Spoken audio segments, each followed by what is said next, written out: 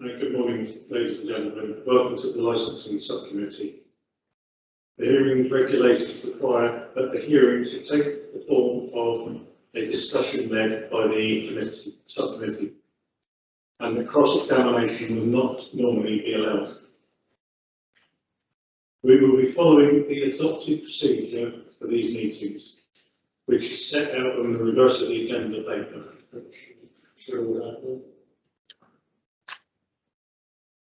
Each party will be allocated equal maximum time to exercise their rights at the hearing.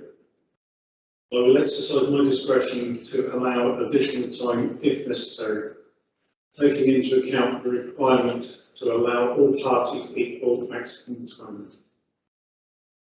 Only those points contained in the written representation, the report and supplementary documents can be raised. No new evidence can be considered except with the agreement of all parties. Do I have the applicants? Please.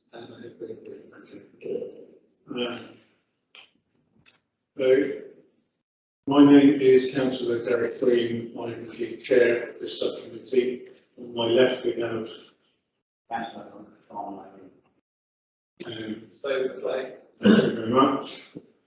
And if I could ask the officers to introduce themselves, please. I'm public law manager and I'm the legal advisor to UK. Good morning, Brian Lavatory, interim licensing manager. Matthew Stewart, licensing officer. David Cameron, senior democratic services officer, meeting meeting. Thank you. Democratic services manager. Thank you. The subcommittee has read all the written comments on the application, which are included in the report. I understand that the following people wish to address the meeting. Sarah Lynn Thompson. Oh, beg your pardon. Susan Lynn Thomas.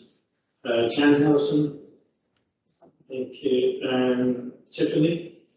Yeah, thank you. And Mark Thornhill.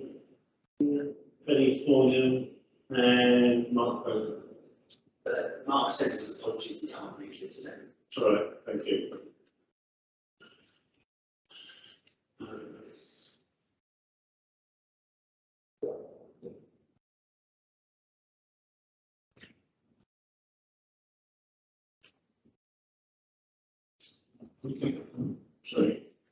We can only consider issues relating to the four licensing objectives: prevention of crime and disorder, public safety, prevention of public nuisance, and protection of children.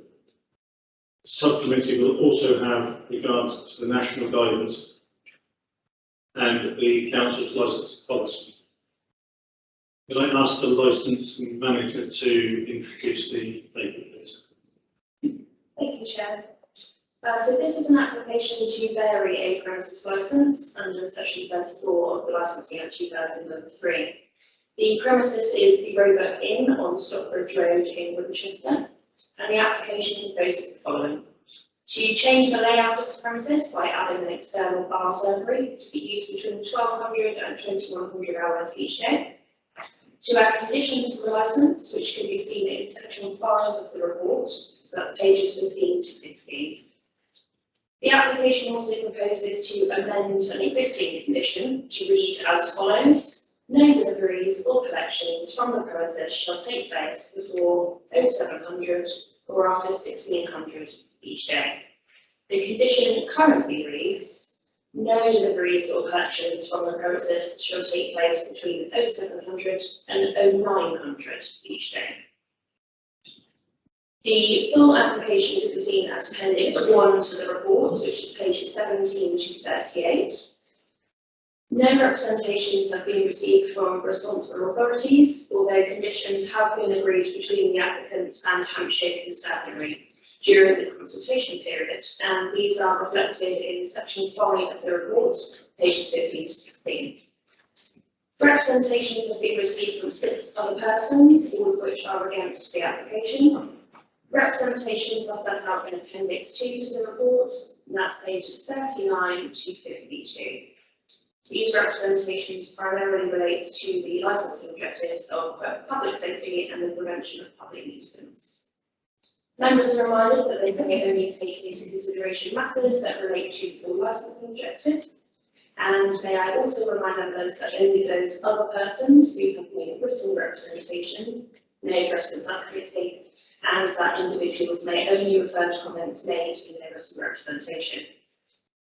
If the subcommittee were minded to grant the application, there are those conditions set out in section 5 for you to consider. You may reword these as you feel appropriate to promote full licensing objectives. Any questions that you may have, Chair? I don't know. Councillor. Okay, thank you. Do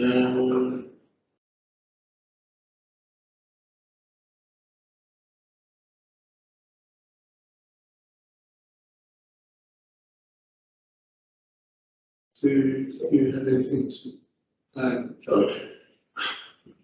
The applicant, do you have anything to add? In terms of questions for the officer at this stage, or is this for my submissions? No, what side?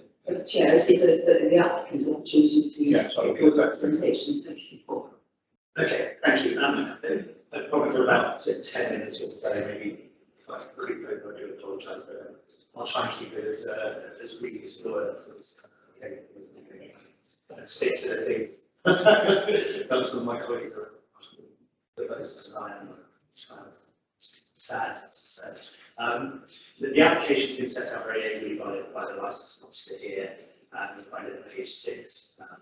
There are 2 sections to this application. One is the allowance for bar surgery to sell alcohol outside, and the second part is this delivery condition, which actually probably be to find out to say, for reasons that will be obvious having read the representations.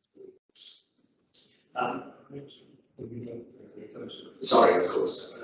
Thank you, Chair. It's been a long time, and it's the first time I've had a meeting where I've not been told I'm on news. So far, indeed, it was nice to see the book manager fall into the same trap that I seem to get into every time. As I said, there's 2 parts to the application, and indeed, then there are 3 additional conditions that we agreed with the police. All of those conditions can be found, as was said, at pages 15 and 16 of your report. But the conditions that we offered, there were 3 of them related to the use of the external bar, and to summarise those, one was the bar could only be used between midday and 9 PM in the evening. It must be supervised at all times, so for obvious reasons, and it should be inaccessible when it's not in use, to paraphrase the condition, which again is offered. The 3 conditions agreed with the police relate to staff training, challenge 25, and refusals of them. I may not be completely pertinent to the application. As always, Councillor King will work with officers where they can to agree conditions, and this was a modernising of the licence, so we were happy to agree to those, and you will see those in the papers as well. Chair, you should have received a letter which was in the supplemental agenda. Yes, that's the one. Again, you've had time to digest it and read it, so I won't take you through it, but I will probably highlight a couple of points from it as we go along. It's worth noting that this pub was one of the most hired pubs within the Green King lease estate, and I distinguish between lease and managed estate. I'm sure if you someone listened to this before, you'd be fully aware of the differences between the 2. So this was part of the lease estate. My clients were very pleased when the new operators came in October 2019, invested heavily in the pub alongside Green King to change it from what was very much like lead. Had some issues associated with previous tenants, and it's now a much better one. And we make no apologies about the fact that it's been successful, and with success comes issues. That's one of the things that one has to deal with and manage. It now employs 26 members of staff. And indeed, yesterday they were listed for public year 2021 in one of the categories. So that goes down to the hard work of the team there. And indeed, Mark and Penny came in as managers in April this year to build on the success that we built since the new operators came in October. And I will ask Mark to just give you a very quick précis minute of his experiences. I think it's enlightening for the committee in terms of actually some of the comments you'll see from residents and some of the things they may say here today. We don't have to talk about COVID too much, do we? We're all sick of it, right? Everyone in the pub trade was strong. Everyone's. This is one of the pubs that I would put in the success story category. They had a short time of operating from October to March. Then we opened in July, but it's built upon its success there. The changing food offer has meant there are more deliveries. We don't have food offers, food deliveries. But it's a fresh menu, so there are fresh deliveries every day, but they tend to be short of deliveries. They're still about, say, tend to be 5 minutes to 7 minutes or so as deliveries. Penny and Mark are exceptionally experienced operators and winners of a number of awards in pubs. Food-led pubs, that's their experience was, and they've brought in 4. Mark, if you could indulge me, just to give you 2 minutes, just so you can get a flavour of that and the way he operates. Myself and Penny cut our teeth in hospitality in Disney in Florida. So we spent 6 years managing our own businesses, 5 different restaurants, wine establishments. We returned back to the UK and took on a pub in Surrey, which one best in county, and then headhunted on another side, which we achieved Michelin status. We've then gone on to win the best pub in equipment, very much food focused, very much gastro, with over qualified sommeliers, judged wine competitions in London. So our journey is not one of a typical wet-led site. We're very much focused on standards, and I spent 14 years in the police prior to doing hospitality, very much a controlled house rather than Winchester tolerate any other. Then we put in the over 21, we stick to 25. So we've eradicated any issues that we had when we initially took over. And we did that within the first week. We post security on the door, send a very clear message to keep the pub in a very strict yet relaxed way. They're in the background, but we control the site, so we get it where we need to be, where we're comfortable to work as husband and wife. Thanks, Mark. I think that's very useful. It gives you an overview of where they're going. The Euros was the first time pubs really got to actually, like they're still back in the trade after significant periods of very restricted openings. That's very different to the model that they're going for. I mean, if you want to show some major stores in Bedford, it's very much food-led, 50-50 split, even during the Euros, which they're in the pub, as you know, we do very high food percentage. They're looking for 70-30, which is where they come from, where they're going back to. The 21-25, we're not asking for any conditions on that. That was to clear out trouble, if you like, to make sure the message was set. We would hope to be able to have younger people back in if and when the rules are set and they understand that they have to abide by them. And the same with security. We were asking for any conditions on security, but actually it demonstrates with very responsible operators to spend the money to put security on our premises, so there's no condition requiring to do so. Let's just think very carefully about where we are at the moment in terms of step 4, zero code that I'm going to talk about. There is still guidance that says if you can put things outside, one should put things outside for obvious reasons, it's not spread, etc. But actually, as we move forward, things will go back inside as they can. But the external area, which is the change of the car park, which wasn't used by customers, there's been no complaints by the customers about that being used as an external space. has proven very popular.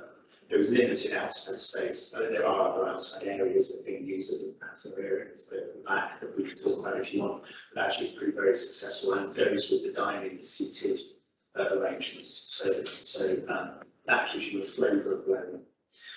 If we can just talk about the representations, you'll hear from parties who are very kindly given up their time to come along to express to me their concerns, and quite rightly so. I want to deal with the bar element first.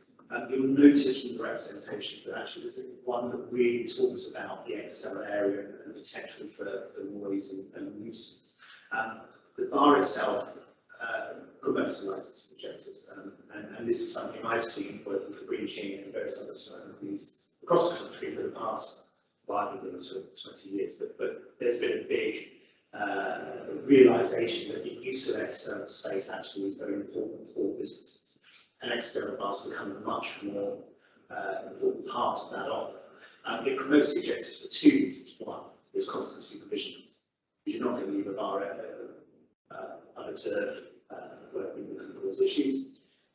If there are people who are getting a bit loud or boisterous, it's very quick. You can very quickly control that, manage it, which you couldn't necessarily do if people come in and out. So it promotes the objective of prevention of public nuisance, and secondly, actually, there is a very good public safety reason for having an external server. Anyone who has gone to pubs in the past, especially if you're unfortunately one buying around for the table, will remember what it's like trying to carry a tray of drinks outside through a doorway, where there's other people trying to come in and queuing at the bar. So there are public safety benefits actually of having a server outside for those people who are outside. It stops patrons from doors and actually helps with managing bar numbers, which again is people are very, very conscious now of not being too close to each other, so it adds to that. The deliveries, which is the main bone of contention, we have to be very careful here that we don't wander into territory that's outside of license. And again, just want to make sure we understand what we're talking about and how it relates. The condition that's on the license at the moment, I can tell you from experience, it's almost unique in terms of setting a very small window for deliveries at a time when it's usually rush hour. It seems to be totally counterintuitive and counterproductive. It was done for a reason, I fully understand that, but actually the purpose of it now becomes sort of very difficult to discern. One usually has conditions on delivery in city centre pubs, this is where you usually find it, to prevent deliveries too early in the morning or too late at night, to disturb people, drays, obviously barrels banging, that kind of thing at unsociable times. I've never seen one that actually would require what is a perfectly legitimate part of the business and necessary and incredibly important part of the business, which is delivery, is trying to be handed down as a small thing, where actually what you're doing is creating more problems than you're potentially solving. Hence, we've asked for the condition to be extended. You will see in my letter that the government very quickly picked up on this, and it was something we raised. I sit on various committees, sort of the UK Hospitality Institute licensing advisory board, things like that. We all said deliveries are going to be a nightmare, and people won't be able to get out to deliver all the times they used to. All the old routes are going to change. Just people will leave the industry. Other people will go sadly broke, and that's all played out throughout the service industry. So the government recognised that very early on, and you'll see I referenced two letters in my comments. The first one was a letter by Kit Malthouse, who was the Minister for Policing, who wrote to all chairs of licensing committees around the country very early on, saying, look, in particular, conditions like deliveries that restrict hours, one needs to be pragmatic about that. And that advice was picked up a lot generic in a letter later in the year 2020, and then again this year in April 2021. So it's still good advice for things like deliveries. I mean, I mentioned COVID and Brexit, unfortunately, and Brexit are causing issues for these kind of service industries. So not only is the condition unworkable for those reasons, actually it's going to be continue to be unworkable into the future. So it makes a lot of sense for it to actually be set between 7 a.m. and 4 p.m. essentially. This notion of where the deliveries come to, whether the drays pull up or where they can stop, actually it's a matter of pragmatism and practicality. If you look at the plan that was attached to the application, find it for you, I think it's page 38. Sorry, 38. Yeah, so it's the licensing plan that came with the application on page 38. That shows where the external file is at the rear on the left. So if you hold on the front, thus, so the pub entrance is at the bottom. I'm sorry, I can't show you the residents behind, but they'll be able to confirm their houses are here. So their houses sit on this side. Their car parks this side. All of the delivery points that are attached to the pier is on this side of the pub. The kitchen is this side of the pub. The delivery points for the kitchen are all this side of the pub. There is no practical reason why anyone would deliver to the other side of the premises. That would be everything around it. It's very, very difficult. So the drays used to flood up here and there's no entrance. Now we appreciate that this drays are rich and but we also have to like doing that during rush hour. When the schools were so could we perhaps actually wait until they bring their concerns to us before we discuss them? It might, you know, because otherwise we can answer all their questions before we get to answer. So some would argue that's a good applicant's role to. So some would argue it's a good applicant's role to anticipate maybe some but I will hurry up. That's why I think we've got to be careful here in the role process. So I'll leave that to summing up once you've had your questions. I think, if you like, therefore, the only point I would also make is that deliveries of things like food are not necessarily anything to do with license. If you think about it in terms of cafes, but they have other premises licenses, they have delivery. So again, we're talking about alcohol deliveries, trade deliveries, which are here, and as you'll hear, they park on the road, or have been parking on the road, which is perfectly legitimate and legal. They're allowed to do that, but there is nothing that prevents them from doing that from the highways point of view. It's their job to make sure it's safe and do those deliveries. And again, what would argue that may not be something that this licensing agency should be dealing with. It's a highways point if it's considered to be dangerous.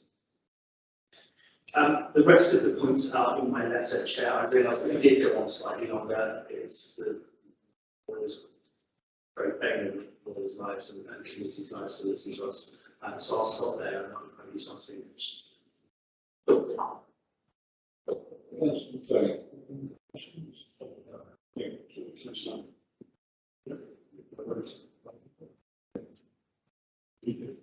Okay.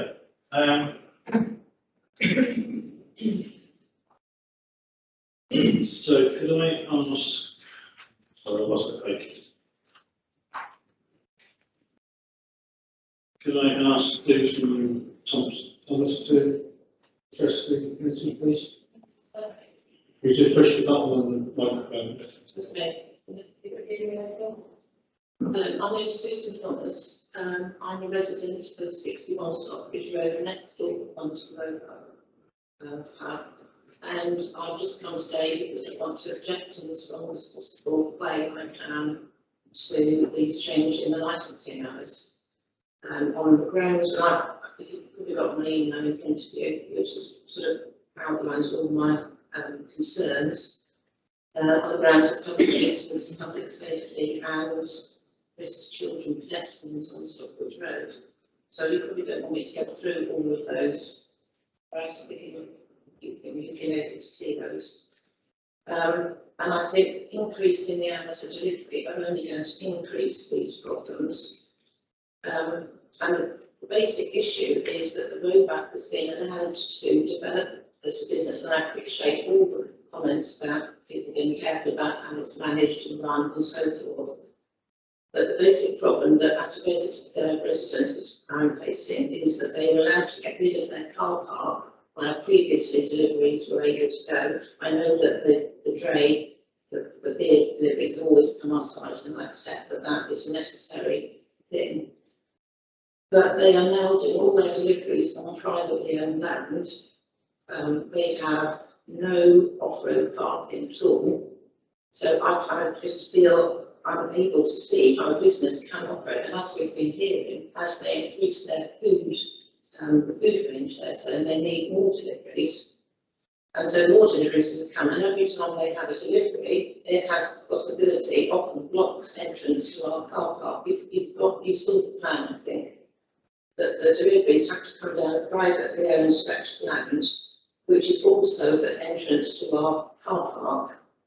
And in the process of doing that, we frequently find that we are unable to either leave our car park when we need to, which obviously one of the residents is a nurse who's trying to get to work. She has to go and ask people to move their vans, etc. Or if you're coming back down Stockbridge Road, as I often am, coming to turn into the car park, you basically can't get in because there's someone parked there.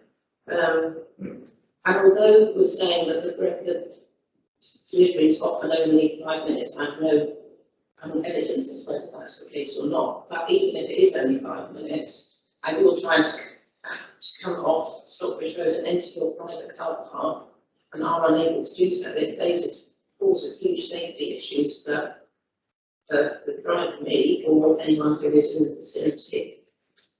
And I think increasing their hours is only going to increase these problems.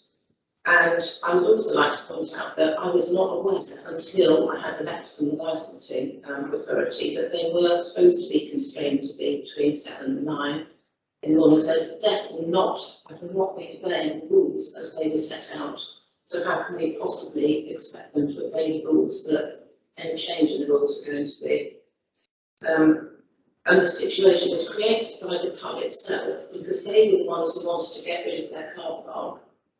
And because we made lots of objections to the planning authorities about it, but because of the COVID rules at the time, we were not allowed to object and put our points about how we would be unable to access our own parking spaces because of the changes they were making with their car park.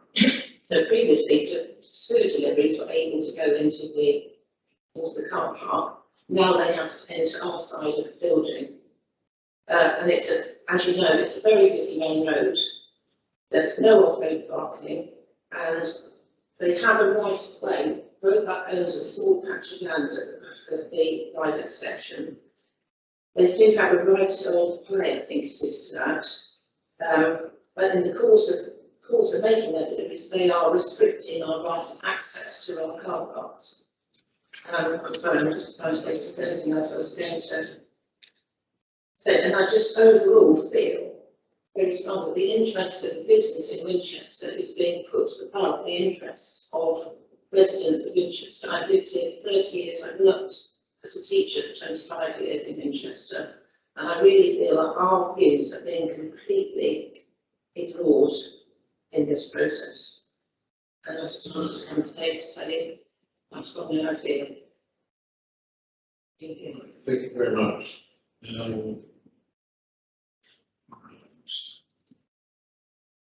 Jen Henderson, please.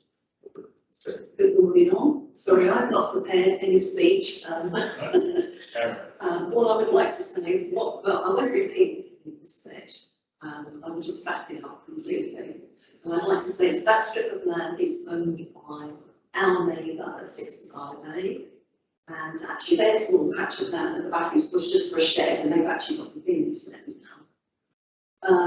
So it has caused an enormous amount of disruption, chaos at times, inconvenience. I've lived there for 18 years. I'm not going to say all the previous tenants were perfect, but I've never experienced so much inconvenience and chaos as has happened since Mark and his associates.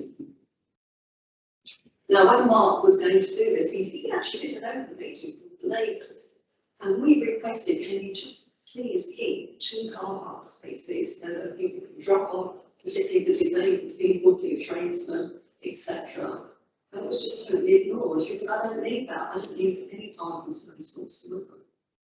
I might leave, I accept the drain, or it has to come that side, that's absolutely fine. But over the 18 years I've been there, they have been deliveries to the front of the car park. And I think that's what I'd like to say. Thank you. Right, thank you very much. And Hello, my name is Tiffany Holmes. I live at 59 Selfridge Road and I'm representing my parents because I'm out of town.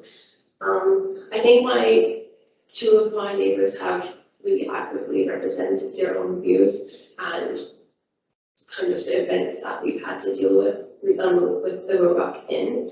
And I just want to add by giving a bit of context to the actual area. So the area that they use for delivery is 10/6, and it's very clearly unable to fit a very large delivery truck, especially with increased deliveries that need lots of stock or increased, space for their food supplies. And that means that pedestrians, as you know, and dog walkers, or people with school children, are more at risk, especially because this increasing their delivery times would mean that it would only cause more risk and public nuisance, both for the 5 households and the public. It means that more people will undoubtedly be affected as it encompasses a larger range of times, especially with the point raised that regarding the current time slot, it has increased nuisance because should increasing our time slot from the delivery time slot from 7 a.m. to 4 p.m. make it better, because this is the time when people are heading to work, coming back from work, heading to school and coming back to school. And these are, matters for the public as well, and not just our 5 households. Our neighbor is a nurse, as you know. She has 2 children. They have to go to school. And I just think that it's just not right to say that it would reduce nuisance if you were to increase the times that deliveries could take place. I've also seen that this is more a highway thing, but I've also seen cases where drivers reverse out onto the main road. And as a learner driver, I know that Rule 201 of the Highway Code says that this maneuver is strictly forbidden. And I know that you said that this is not a Highway Code point, or like I'm not supposed to raise points about public safety about the highway, but surely you would want to consider public safety and safety to pedestrians as a critical thing to keep in mind with this hearing. So I think this measure, I think that their success is of course all their hard work, but this emphasizes also the need for the Roebuck Inn and the managers of the Roebuck Inn to do their part and reduce nuisance and disruption to everyone in the vicinity.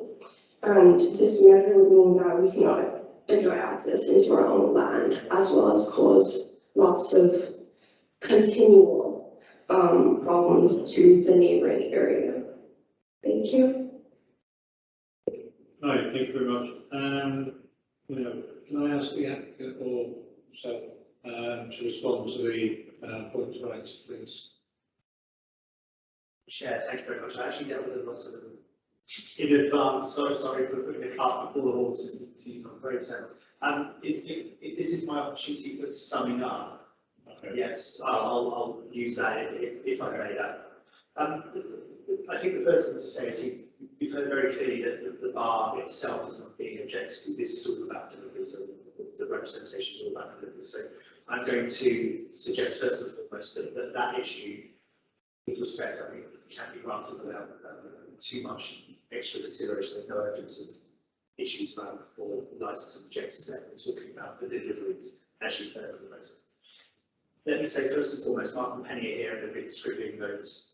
As the managers of the premises, they'll be delighted to talk to residents about any ongoing issues, irrespective of whether it's licensing related or any other issues. Part of the way they've made their pub successful in the past is by building good relationships, turning those relationships around. So that's an invite direct from them to the residents to discuss matters as and when they come up.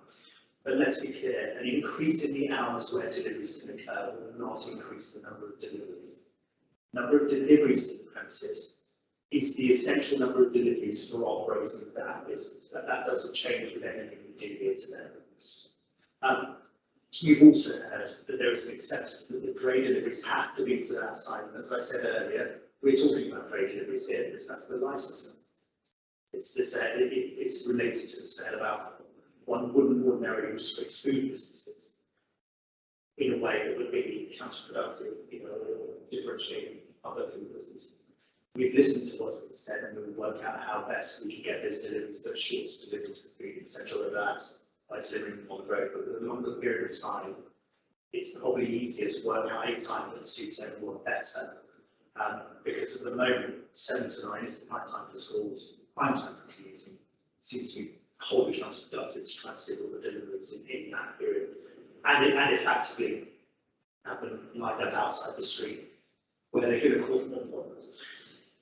There have been no complaints by customers about the removal of the car parking spaces. It simply wasn't used. We don't want people drinking and driving, so actually it fits with an overall ethos of people who bring in and who bring out, which works very well. And we've had no complaints from customers at all. The car parking spaces actually were used by people trying to get around the car parking restrictions on those roads more than anything else. And that's not a responsibility of this individual or others.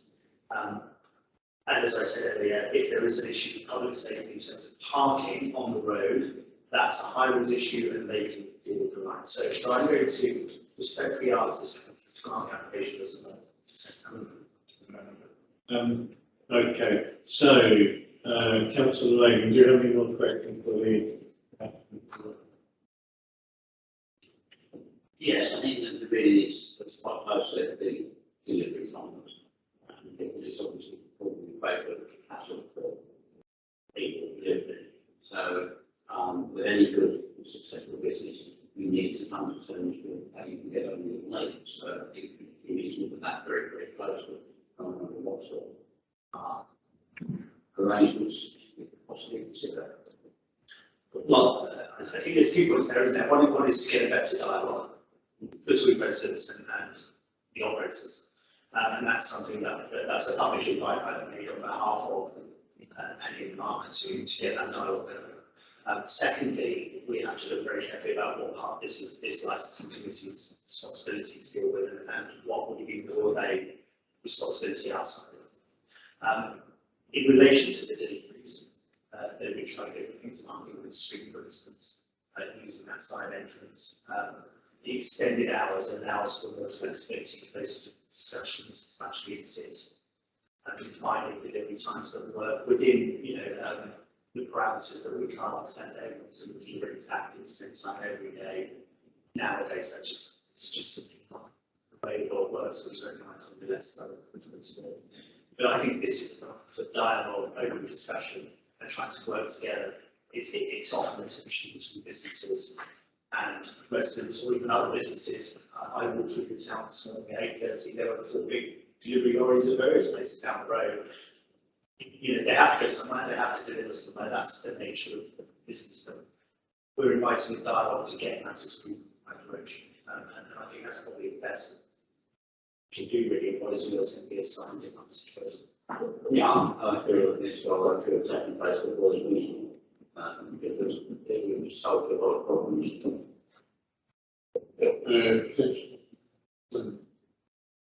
Thank you, Chair. Yes, I think I'm struggling a little bit with, and I've been looking at the photographs and you can see the signs from some of these deliveries have been made. If everything is being crammed into that 2-hour period first thing in the morning, it actually makes it more unsafe, to my mind, than spreading it out through the day. If people are looking to go out of their homes at that time of the morning, and there's a delivery van parked there because we've told them not to, that again is causing problems for the residents. So if the time is opened up, you have less deliveries in one moment in time, if you like. I'm guessing the food deliveries would come in early, but I think I'm being advised that food is not a licensing issue.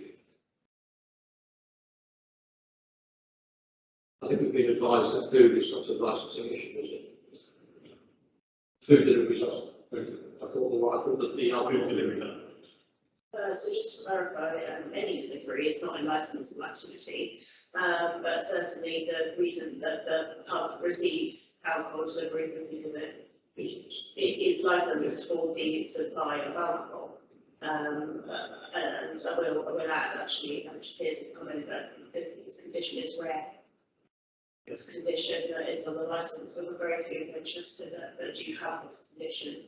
And when they do have this type of condition, it's in residential areas. Submit licence service residents license.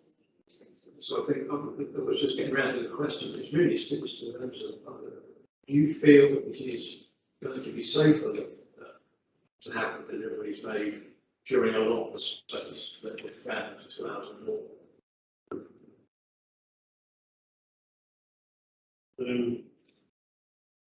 So you may exercise your discretion to invite others to speak in English. Thank you, sorry.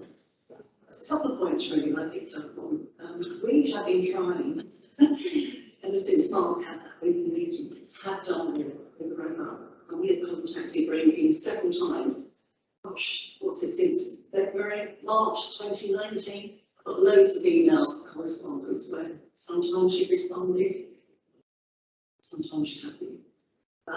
So why haven't they approached us? And actually my neighbour, Lynn, had tried to actually talk to Mark at one stage, say, can you open dialogue about what's going on our private access road? So I've left it to now to say you're now happy to open dialogue with us, but you weren't happy before. I'm going to try to prepare for you here. There has been dialogue, which you've heard from Mark in terms of meetings and others, that people don't always agree is not unusual in any given situation, but there were meetings, so say there wasn't dialogue. Green King are the landlords for them, so wouldn't necessarily get involved directly unless there was a serious issue around the licence itself. So around things like deliveries, like when they say private access, that would be passed to the operators to deal with. I understand that there's been the best relationships with Mark, not this Mark, but Mark, manager of the business who's come in the past, and there have been fractious relationships that go beyond that as well, which again, I don't want to get into because this isn't the form for it. We're not opening up here into said she's. What we want to do, got Penny and Mark who came in April, they have, likely Stoken's Onions come along, they've been opening the chair for people. So there is an attempt to do that. This is a good form of that you can't make. Let's move that dialogue and get things better than they have been.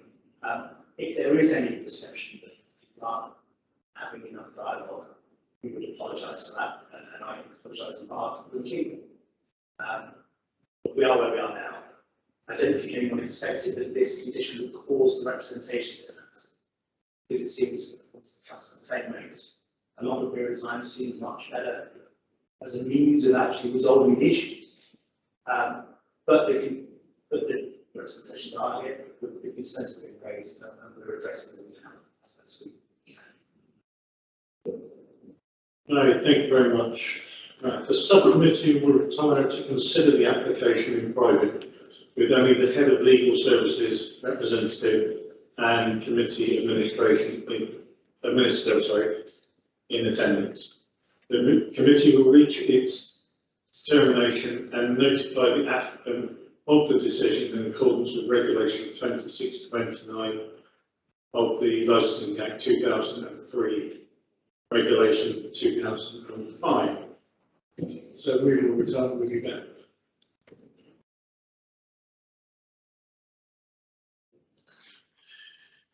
In reaching its decision, the subcommittee has carefully considered the application, the representations made by other persons, and the applicant's evidence given today.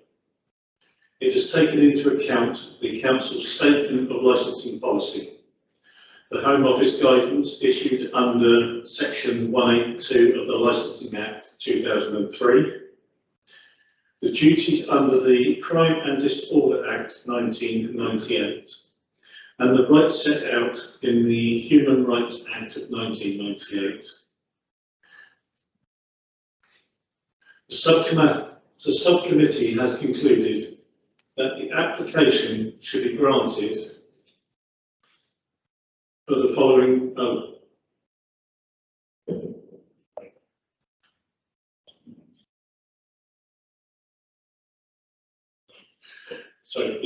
Should be granted as set out in the officer's report. The following amendments, conditions. Chair, sorry, I'm on there. I think you've gone off onto the wrong. I think I have actually both. Both. Your handwritten notes. For the following reason, right. Sorry. The extension of hours will reduce disruption, thereby promote the licensing objectives of prevention of public nuisance and public safety. The subcommittee would strongly encourage the relevant parties to enter into dialogue and to resolve access concerns and general issues around deliveries. The parties will be formally notified of this decision in writing shortly.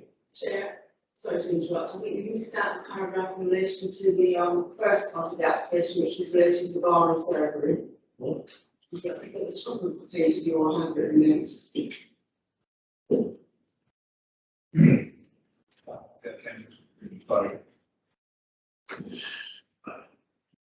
The subcommittee has concluded that the application to change the layout of the premises by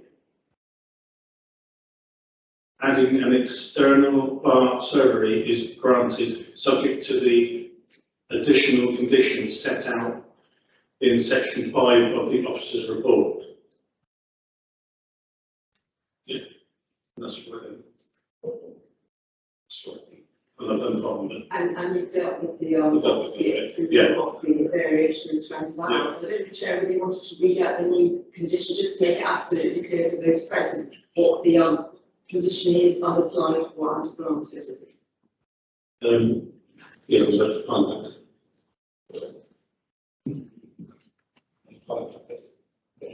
This is in your notes. The middle of the page sets out the condition as it would vary.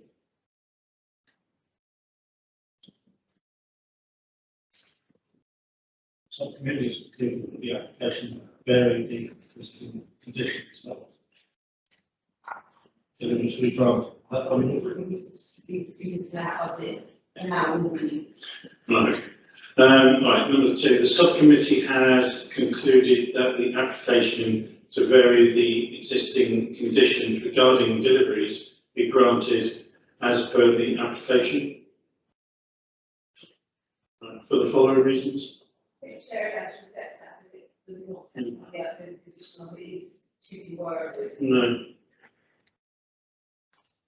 Okay, so it's to amend the existing conditions to read as follows: no deliveries or collections from the premises shall take place before 0700 hours and after 1600 hours each day. I think, demographic services. Thank you. Right, okay. Right. The parties will be formally notified of the decision in writing shortly. This notification will include details of the right to appeal against the decision to the Magistrates' Court, which must be made within 21 days of the notification. And that ends the